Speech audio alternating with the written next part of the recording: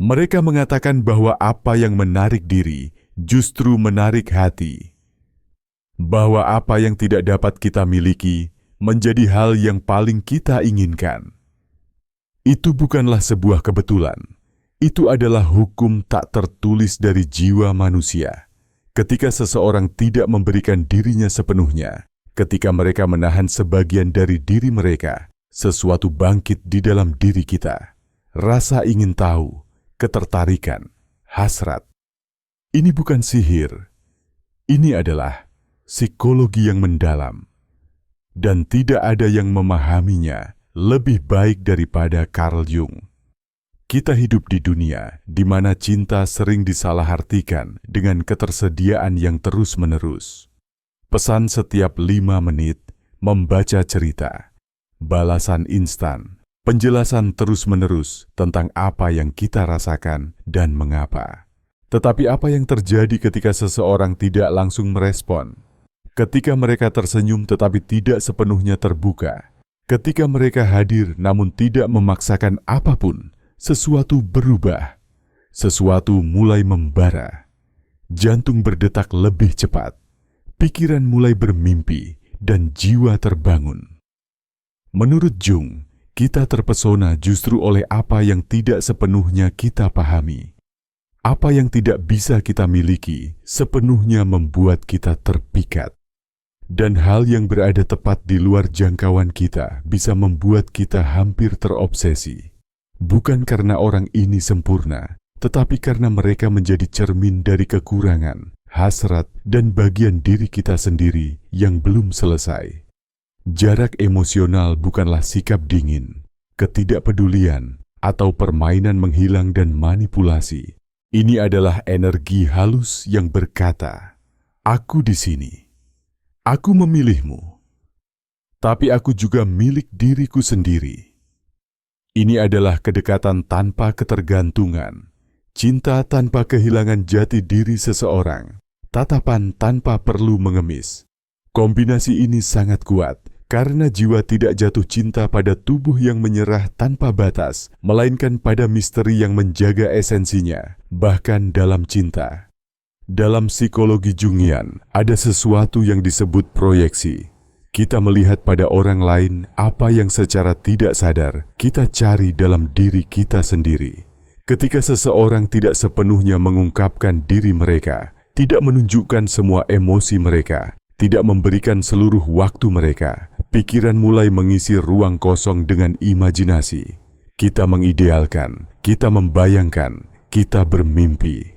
Dan tepat disitulah muncul ketertarikan paling intens pada apa yang tidak terucap, tidak terlihat, tidak lengkap, sehingga jiwa orang lain dapat menafsirkannya sendiri. Itulah sebabnya jarak emosional yang dipahami dengan benar, tanpa permainan, tanpa kesombongan, tanpa kekejaman, adalah salah satu pembangkit ketertarikan terkuat. Itu tidak menghancurkan koneksi, itu memurnikannya. Itu tidak mendinginkan cinta, itu memperdalamnya. Itu tidak memisahkan, tetapi memungkinkan orang lain untuk mendekat atas kehendak bebas mereka sendiri, bukan karena tekanan. Dan disinilah kekuatan sejati dimulai.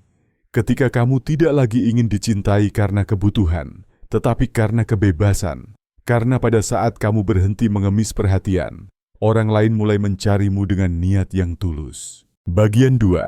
Apa sebenarnya jarak emosional itu?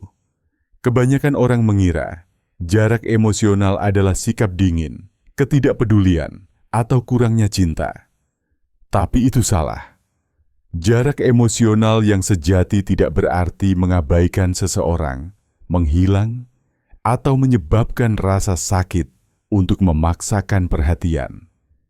Ini jauh lebih halus, lebih dalam, lebih mulia. Itu berarti hadir tanpa menjadi bergantung. Mencintai tanpa kehilangan diri sendiri, memberi tanpa mengosongkan jiwa sendiri. Carl Jung berkata bahwa cinta sejati hanya bisa muncul antara dua orang yang telah belajar menjadi utuh dalam diri mereka sendiri. Ketika seseorang melekat, mengemis, mengontrol, atau terus-menerus mencari validasi, Mereka tidak mencintai. Mereka meminta kasih sayang dari luka mereka. Jarak emosional adalah kebalikan dari itu. Ini adalah kemampuan untuk hadir, merasakan, terhubung tanpa kehilangan diri sendiri. Ini bukan ketidakhadiran, melainkan penguasaan diri. Bukan keheningan yang dingin, melainkan kedamaian batin. Bukan tembok, tapi batasan yang sehat. Itu berarti mampu berkata, "Aku mencintaimu, tapi aku tidak akan kehilangan diriku karena aku mencintaimu." Itu berarti tetap dekat, tetapi tidak dengan segala cara. Itu berarti tidak membiarkan rasa takut akan ditinggalkan, mendikte kata-kata, gerak-gerik, dan pesanmu. Secara psikologis, jarak emosional adalah keseimbangan sempurna antara kelekatan dan otonomi. Mencintai dari kelekatan adalah hidup dari rasa takut. Mencintai dari kesadaran adalah memahami bahwa apa yang nyata tidak membutuhkan rantai, hanya kebebasan. Dan ya, jenis cinta ini membingungkan orang, karena kita telah belajar menyamakan cinta dengan pengorbanan total, ketersediaan konstan, dan kebutuhan untuk membuktikan. Tetapi ketertarikan terkuat muncul ketika seseorang tidak memberikan semuanya dengan segera, ketika mereka menjaga dunia mereka sendiri, ketika mereka tidak membutuhkan penyelamatan atau persetujuan, ketika mereka hadir tetapi tidak mengemis. Jung menjelaskannya seperti ini. Apa yang kita tolak mengendalikan kita. Apa yang kita terima membebaskan kita. Jarak emosional tidak berarti menolak cinta, tetapi menerima bahwa itu hanya bisa ada ketika kita memilih diri kita sendiri terlebih dahulu. Disitulah letak kekuatannya. Itu tidak menempatkanmu di atas atau di bawah orang lain, tetapi di pusat dirimu sendiri. Dan dari pusat ini, dari keseimbangan yang tak terlihat ini, orang mulai melihatmu lebih banyak, lebih menghargaimu, lebih mencarimu. Bukan karena kamu lari, tetapi karena kamu berhenti memohon. Bagian 3. Mengapa terlalu banyak kedekatan membunuh hasrat? Hati merindukan apa yang tidak bisa dikendalikannya. Hasrat tidak muncul dari kenyamanan atau prediktabilitas, tetapi dari ketegangan halus antara apa yang aku miliki dan apa yang bisa hilang dariku. Ketika seseorang selalu tersedia, menjawab segera, menyerahkan kehidupan batin mereka hanya untuk ada bagi orang lain, misteri itu menghilang. Dan bersamanya, keajaiban itu pun hilang. Jung berkata bahwa jiwa manusia berosilasi di antara hal-hal yang berlawanan, antara yang diketahui dan yang tidak diketahui, antara keamanan dan ketidakamanan. Hasrat hidup tepat di ruang antara itu. Ketika sebuah hubungan menjadi benar-benar dapat diprediksi tanpa ruang, tanpa jeda, tanpa keheningan, pikiran tertidur. Apa yang dulunya mengasyikkan menjadi rutinitas. Apa yang dulunya mempesona menjadi dianggap biasa. Dan bukan karena cinta telah mati, tetapi karena tidak ada hal baru yang tersisa untuk ditemukan. Terlalu banyak kedekatan dapat mematikan hasrat karena 3 alasan utama. Pertama, pikiran berhenti menghargai apa yang selalu tersedia. Apa yang gratis dilupakan. Apa yang konstan kehilangan daya tariknya. Ketika seseorang tidak menetapkan batasan, orang lain secara tidak sadar berhenti berusaha. Otak manusia dibangun untuk pengejaran, bukan untuk hidup dalam apa yang dijamin. Kedua, polaritas emosional menghilang. Cinta membutuhkan koneksi, tetapi juga perbedaan. Ketika 2 orang terlalu menyatu, mereka berhenti melihat satu sama lain sebagai kau dan aku. Mereka menjadi kita. Tanpa identitas, tanpa polaritas, tidak ada ketertarikan, hanya ketergantungan. Ketiga, pengabdian yang tidak seimbang menyebabkan kelelahan, pesan terus-menerus, kebutuhan akan jaminan, penjelasan tanpa akhir. Semua itu mungkin terlihat seperti cinta, tetapi terasa seperti sesak napas. Orang lain tidak menarik diri karena mereka tidak mencintaimu, tetapi karena mereka butuh udara untuk bernapas. Dalam hubungan, ini seperti dalam musik. Keheningan di antara nada sama pentingnya dengan suaranya. Tanpa jeda, tidak ada melodi. Tanpa udara, api mati. Kedekatan itu indah ketika muncul dari kebebasan, bukan dari rasa takut. Ketika seseorang tetap bersamamu, bukan karena mereka membutuhkanmu, tetapi karena mereka menginginkanmu. Dan keinginan itu hanya bertahan jika ada ruang. Ruang untuk merindukan, bermimpi, bertanya-tanya apa yang dirasakan orang lain tanpa mengetahui segalanya. Itulah sebabnya jarak emosional tidak menghancurkan cinta. Itu menghidupkannya kembali. Itu memberinya napas. Itu membawanya kembali ke denyut kehidupan karena apa yang terasa aman tetapi tidak dianggap remeh akan lebih dihargai. Bagian 4. Tarian ketertarikan. Menurut Carl Jung, setiap hubungan sejati bukanlah peleburan melainkan tarian. Koreografi halus antara kedekatan dan mundur, mengungkapkan dan menjaga, memberi dan menahan. Ini bukan tentang bermain-main dengan perasaan seseorang, tetapi tentang menghormati ritme alami jiwa. Bernapas, mengembang, kembali ke pusat diri sendiri, dan kemudian bergerak ke arah satu sama lain lagi. Tarian ini memiliki nama dalam psikologi mendalam. Polaritas. Hasrat tidak muncul dalam stabilitas total, tetapi dalam ketegangan antara dua kekuatan. Maskulin dan feminin, sadar dan tidak sadar, yang terlihat dan yang tersembunyi. Dan ketegangan ini bukanlah konflik, ini adalah energi. Carl Jung menjelaskannya melalui dua konsep dasar. Anima, sisi feminin dari pria, aspek sensitif, intuitif, emosional mendalam. Dan animus, sisi maskulin dari wanita, aspek logis, berorientasi pada tujuan, bertekad aktif. Masing-masing mencari pada yang lain apa yang secara tidak sadar kurang dalam diri mereka sendiri. Itulah sebabnya kita mengidealkan, memproyeksikan, menginginkan. Kita tidak melihat orang lain sebagaimana adanya mereka, tetapi sebagaimana ketidaksadaran kita membutuhkan mereka. Namun ketika seseorang menyerah terlalu cepat, menunjukkan segalanya, memberikan segalanya, mereka kehilangan misteri mereka. Mereka menjadi kepastian dan proyeksi itu pecah. Keajaiban menghilang karena tidak ada lagi ruang tersisa untuk bermimpi. Tetapi ketika seseorang mencintai tanpa kehilangan pusat mereka, ketika mereka menjaga sebagian dari diri mereka yang tidak dapat dimiliki, itu membangkitkan hasrat paling murni, bukan melalui manipulasi, tetapi karena itu menjaga polaritas tetap hidup. Kedekatan dengan otonomi, kelembutan dengan kekuatan, cinta tanpa kebutuhan yang mendesak. Beginilah cara tarian ketertarikan bekerja. Aku mendekatimu, tetapi aku tidak larut dalam dirimu. Aku melihatmu, tetapi aku tidak memohon padamu. Aku memilihmu, tetapi aku juga memilih diriku sendiri. Aku ada di sana, tetapi tidak selalu. Dan ketika aku tidak ada di sana, kamu memikirkan aku. Hal yang paling kuat tentang ini adalah jarak emosional tidak menciptakan kekosongan. Itu menciptakan kehadiran.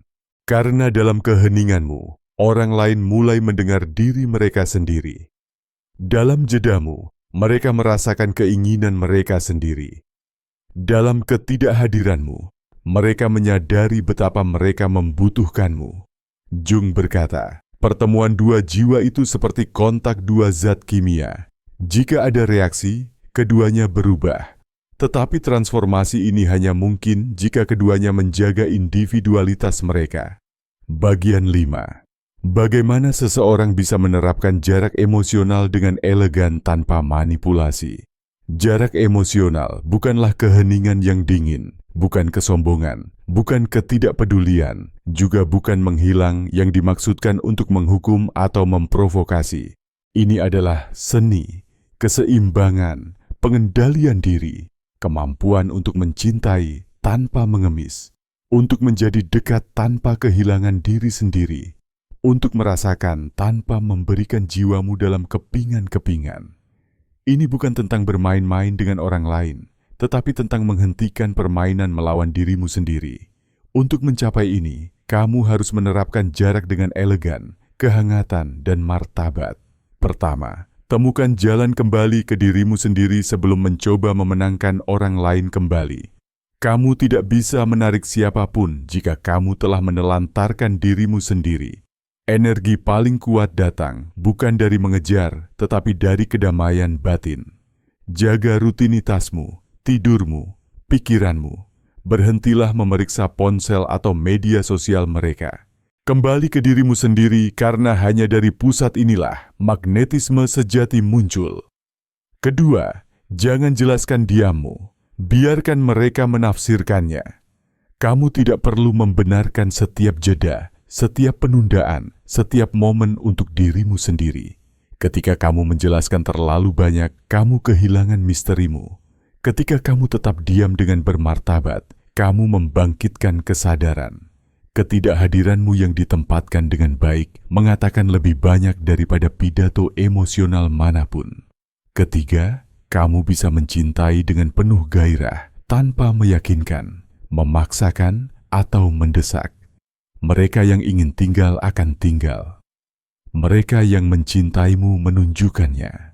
Nilaimu tidak diukur dari seberapa keras kamu berjuang, tetapi dari seberapa besar kamu menghargai dirimu sendiri, bahkan dalam cinta. Bicaralah ketika kamu memiliki sesuatu untuk dikatakan, bukan untuk mengisi kekosongan. Percakapan tanpa akhir tidak menciptakan koneksi yang lebih dalam. Itu bahkan bisa menghabiskannya. Keheningan tidak selalu berarti jarak. Seringkali itu adalah kedalaman. Biarkan kata-katamu memiliki bobot, bukan kuantitas.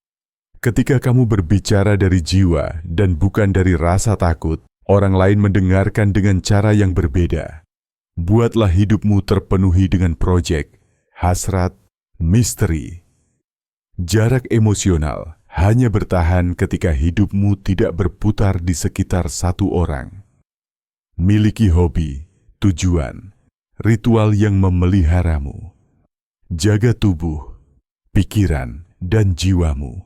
Ketika hidupmu menarik, tidak ada yang ingin kehilanganmu, karena orang yang paling menarik bukanlah orang yang mengemis cinta, tetapi orang yang bisa memberikannya tanpa kehilangan diri mereka sendiri. Jarak emosional tidak berarti menjauh dari orang lain, tetapi pertama-tama menemukan jalan kembali ke dirimu sendiri dan dari sana, dari kepenuhan itu, untuk mencintai tanpa rasa takut kehilangan. Bagian 6. Tanda-tanda bahwa jarak emosional bekerja. Ketika kamu menerapkan jarak emosional dengan kesadaran, bukan karena kesombongan atau ego yang terluka, perubahan halus namun kuat dimulai, bukan karena kamu manipulatif, tetapi karena kamu kembali ke pusatmu, dan itu mengubah segalanya. Berikut adalah tanda-tanda paling umum bahwa energi barumu mulai berpengaruh. Mereka mencarimu lebih dari sebelumnya. Pesan tak terduga, panggilan, minat yang tulus, bukan karena kamu menekan mereka, tetapi karena mereka merasakan ketidakhadiranmu dan merindukan kehadiranmu. Keheninganmu menciptakan ruang yang dulunya diisi oleh usahamu. Mereka tidak lagi menganggapmu remeh. Kehadiranmu dulu adalah rutinitas. Tetapi sekarang, setelah mereka menyadari bahwa mereka tidak memilikimu, mereka melihatmu secara berbeda. Mereka mengamati. Mereka memperhatikanmu. Mereka menghargaimu. Kamu bukan lagi sebuah kepastian. Kamu adalah sebuah pilihan. Rasa ingin tahu kembali. Mereka mulai bertanya-tanya lagi apa yang kamu pikirkan. Dengan siapa kamu bersama? Mengapa kamu tidak lagi merespons dengan cara yang sama? Rasa ingin tahu, ini tidak beracun. Ini manusiawi. Ini adalah pikiran yang terbangun dari inersia kebiasaan. Percakapan menjadi lebih bermakna ketika seseorang takut kehilangan apa yang mereka cintai. Kata-kata mereka berubah. Mereka tidak lagi berbicara karena rutinitas, tetapi dengan perhatian. Mereka mendengarkan. Mereka peduli. Energimu tidak mengemis. Itu menarik. Tindakan mereka mulai sejalan dengan kata-kata mereka. Ketika mereka merasa mereka bisa kehilanganmu, mereka berhenti membuat janji dan mulai bertindak. Mereka menunjukkan usaha. Mereka menunjukkan niat. Ini bukan lagi sekadar aku merindukanmu. Sekarang adalah momen ketika kalian benar-benar melihat satu sama lain. Jarak emosional mengubah kata-kata menjadi tindakan. Mereka merasakan kehadiranmu bahkan dalam ketidakhadiranmu. Ini adalah titik terdalam. Kamu tidak ada di sana, tetapi mereka merasakanmu. Kamu tidak berbicara, tetapi mereka mendengarmu. Kamu tidak meminta, tetapi mereka memikirkanmu. Energimu tetap ada karena itu bukan lagi kebutuhan. Itu adalah esensi yang penting. Jika kamu menerapkan jarak ini untuk memanipulasi atau menghukum, itu tidak akan berhasil. Tetapi jika kamu menjalaninya dari kedamaian, perawatan diri, dan cinta diri, semuanya berubah hanya melalui energimu. Kesimpulan, keanggunan untuk tidak mengemis. Jarak emosional yang sejati tidak muncul dari kesombongan, tetapi dari martabat. Itu tidak berarti melarikan diri, berhenti merasa, atau membekukan hatimu. Itu berarti memilih dirimu sendiri tanpa berhenti mencintai. Itu mengingatkanmu bahwa nilaimu tidak bergantung pada seberapa banyak kamu berjuang, tetapi pada seberapa besar kamu menghargai dirimu sendiri, bahkan ketika kamu merasa sangat dalam. Carl Jung berkata bahwa cinta sejati hanya bisa muncul antara dua orang yang telah belajar menjadi diri mereka sendiri tanpa membutuhkan orang lain untuk merasa lengkap. Ketika seseorang memberi tanpa kehilangan diri mereka sendiri, mencintai tanpa menghilang, mereka menjadi magnetis karena mereka tidak perlu dicintai agar bisa ada. Mereka ada terlebih dahulu dan dari sana mereka mencintai. Dipahami dengan benar, jarak emosional tidak mendinginkan cinta. Itu membuatnya sadar. Itu memurnikannya dari rasa takut, ketergantungan, dan obsesi. Itu berarti memberi orang lain kebebasan untuk memilihmu, bukan karena dapat kamu menekan mereka, tetapi karena mereka menginginkannya. Dan disitulah keajaiban terjadi. Ketika kamu berhenti mengemis tempat dalam kehidupan orang lain, kamu mulai mengambil tempatmu sendiri dalam hidupmu. Ketika kamu tidak lagi takut kehilangan seseorang yang kamu cintai, kamu akhirnya bisa mencintai tanpa rasa takut. Pemikiran terakhir dalam semangat Jung. Ini bukan tentang menarik diri agar dicintai, tetapi tentang mencintai dirimu sendiri sedemikian rupa, sehingga tidak ada yang bisa menggunakan kebutuhanmu untuk melawanmu.